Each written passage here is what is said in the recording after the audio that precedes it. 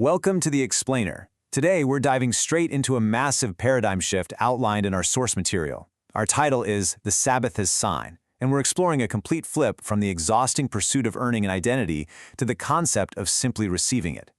You see, in high-pressure academic environments, it's so easy to fall into the trap of tying your worth entirely to your productivity. It's exhausting, right? But the material we're looking at today asks a pretty provocative question. What if the opposite is true?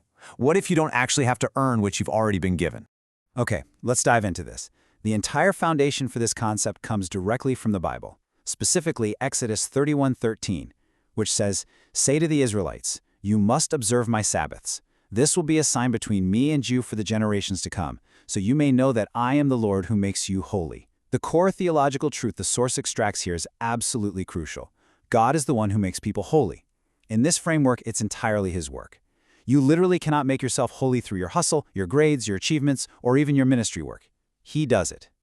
So, outlining the big picture before we dive into the details, here is how we're going to unpack this today. First, the historical context of the Tabernacle project. Second, skills for a purpose. Third, two competing theories of identity. Fourth, how rest shows trust. And finally, the practical implications for college students.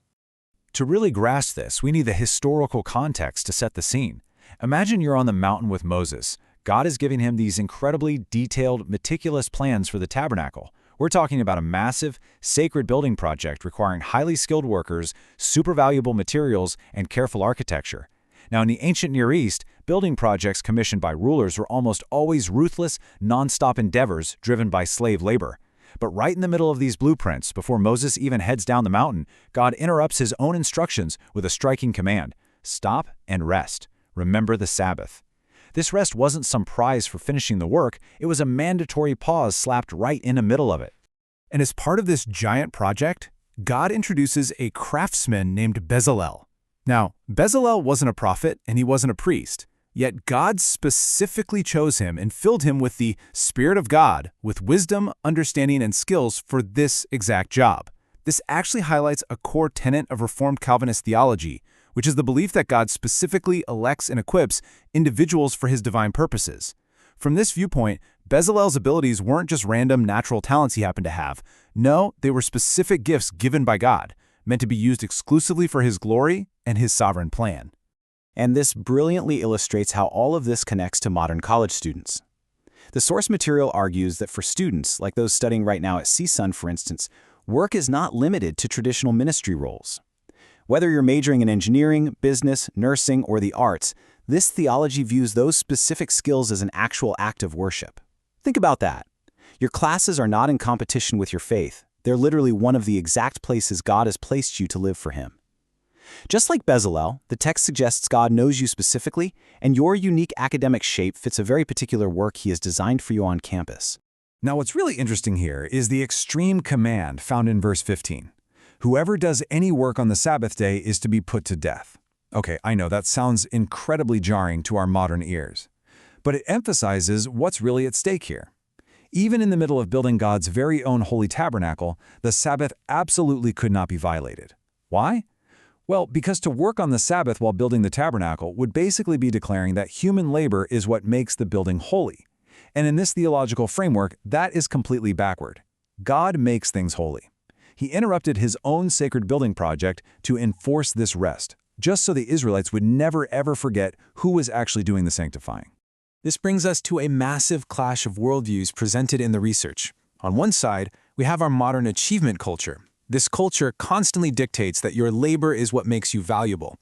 It tells you that your identity has to be earned through productivity, perfect grades, leadership roles, or making a big impact. But on the flip side, we have the covenant of grace, perfectly symbolized by the Sabbath. This competing theory of identity says, God makes you holy. Your identity is received as a total gift, simply because Jesus already did all the work needed to bring humanity to God. Rather than earning a standing, you get to rest in His. Because of this, the text suggests that practicing rest actually shows who you trust. The Sabbath becomes this weekly, highly visible declaration that you belong to God and that you are not the source of your own significance. This is such a profound theological argument. Holiness and salvation are entirely His work. When you truly grasp that Jesus already did the work, the research asserts it completely frees you. It means students can step onto their campuses and serve from a solid foundation of rest, instead of running on the exhausting hamster wheel of needing to constantly prove themselves. Let's move to how this actually builds into everyday life. How does the source material suggest applying this to a wildly busy academic schedule? It outlines a really clear step-by-step process for your semester. Step 1. Identify your specific shape. Acknowledge that your academic interests and skills are actually Spirit-given gifts meant for His purposes. Step 2. Build a deliberate stopping point right into your semester plan. Schedule a genuine Sabbath that practically acknowledges God's sovereignty over your time. And Step 3. Serve your campus from a place of rest. The whole goal is to stop operating from the pressure to produce and to start operating from the grace you've already been provided. So, the crucial point here, the clear conclusion of this research and theological framework is wonderfully simple: rest. Under this view, God is the one who makes people holy. He sets them apart.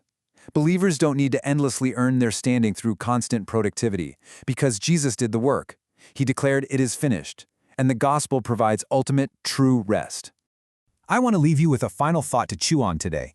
If this premise really holds true, I am the Lord who makes you holy, how would your approach to campus life, your studies, and your big ambitions actually change? It's a question that directly challenges the very core of our modern achievement culture, and it's definitely one worth exploring further.